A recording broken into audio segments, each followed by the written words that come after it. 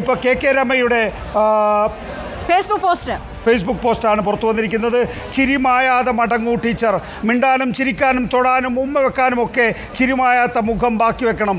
മനുഷ്യനെന്ന് അപാരമായി ആഗ്രഹിക്കുന്നവരുടെ നാടാണിത്. ഇവിടുന്ന് മടങ്ങുമ്പോൾ അങ്ങനെ മടങ്ങാവൂ. മരിച്ച മനുഷ്യരെയും തോറ്റ മനുഷ്യരെയും ചേർത്ത് പിടിച്ച നാടാണിത്.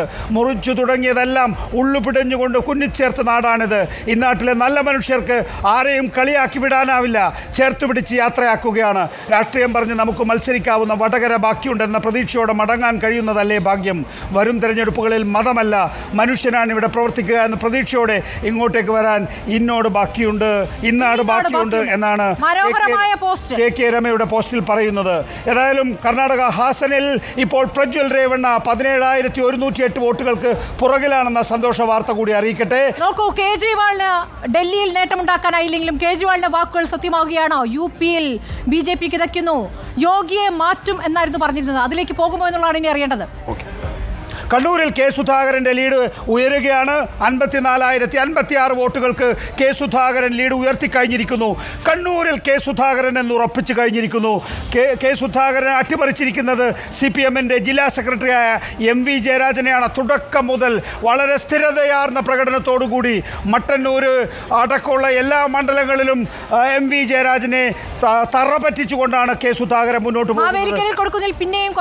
അതെ, മാവേലിക്കരയിൽ കൊടിക്കുന്നിൽ അല്പം താഴേക്ക് പോയിരിക്കുന്നു. 9,317 വോട്ടുകളായി. പാലക്കാട് പക്ഷേ ശ്രീകണ്ഠൻ നീങ്ങുകയാണ്. 55,982 വോട്ട്. എ വിജയരാഘവന് ഒരു വിജയ പ്രതീക്ഷയും ഇനി ആവശ്യമില്ല. അവിടെ VK ശ്രീകണ്ഠൻ തുടരും MP ആയി എന്ന്. കർണാടകയിൽ നിന്നുള്ള സന്തോഷ വാർത്ത. ഹാസനിൽ പ്രജ്വൽ രേവണ്ണ 17,108 വോട്ടുകൾക്ക് പിറകിൽ. കണ്ണൂരിൽ കെ സുധാകരൻ 54,056 വോട്ടുകൾക്ക്, മാവേലിക്കരയിൽ കൊടിക്കുന്നിൽ 9,017 വോട്ടുകൾക്ക്, പാലക്കാട് VK ശ്രീകണ്ഠൻ 55,982 വോട്ടുകൾക്ക് മുന്നിലാണ്. MK രാഘവൻ കോഴിക്കോട് 1,60,515 വോട്ടുകൾക്ക് മുന്നിലാണ്. നരേന്ദ്രമോദിക്ക് എന്താ പറ്റിയത് എന്നുള്ളതാണ് ഞാൻ ആലോചിക്കുന്നത്. കാരണം വാരാണസിയിൽ 80,000 വോട്ടുകൾക്ക് മാത്രമാണ് വാരാണസിയിൽ ഇപ്പോൾ നരേന്ദ്രമോദി മുന്നിൽ നിൽക്കുന്നത് എന്നുള്ളതാണ് ഏറ്റവും പ്രധാനപ്പെട്ട കാര്യം.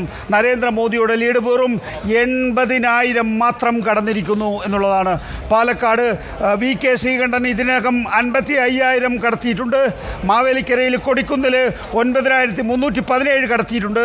കണ്ണൂരിൽ കെ സുധാകരൻ 54,056 വോട്ടുകൾ കടത്തിയിട്ടുണ്ട്. അതായത് MK രാഘവൻ 1,60,515 വോട്ടുകൾ കടത്തിയിട്ടുണ്ട്. മാവേലിക്കരയിൽ UDF അതായത് കൊടിക്കുന്നിൽ 10,458 വോട്ടുകൾ കടത്തിയിട്ടുണ്ട്. സുൽത്താൻപൂരിൽ മനേകാ ഗാന്ധി 10,000 വോട്ടിന് പിന്നിലാണ് എന്നുള്ളതുകൂടി മറ്റൊരു വാർത്തയായി നമ്മുടെ മുന്നിലേക്ക് വരികയാണ്.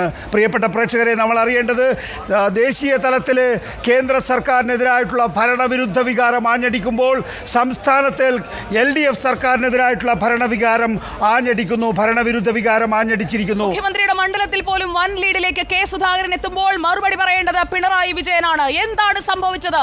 ഭരണത്തിലിരിക്കുമ്പോൾ നിയമസഭാ മണ്ഡലങ്ങളിൽ വ്യക്തമായ ആധിപത്യമുള്ളപ്പോൾ ആ ലോക്സഭാ മണ്ഡലങ്ങളിൽ ഒന്നിൽ പോലും എന്തുകൊണ്ട് കരയ്ക്കെത്താൻ കഴിയാതെ കിതയ്ക്കുന്നു LDF? മറുപടി പറയേണ്ടത് LDF ആണ്. തൃശ്ശൂരിൽ മിന്നും വിജയത്തിലേക്ക് സുരേഷ് ഗോപി കുതിക്കുമ്പോൾ മറുപടി പറയേണ്ടത് LDF ആണ്. വടകരയിലും മറുപടി പറയുമ്പോൾ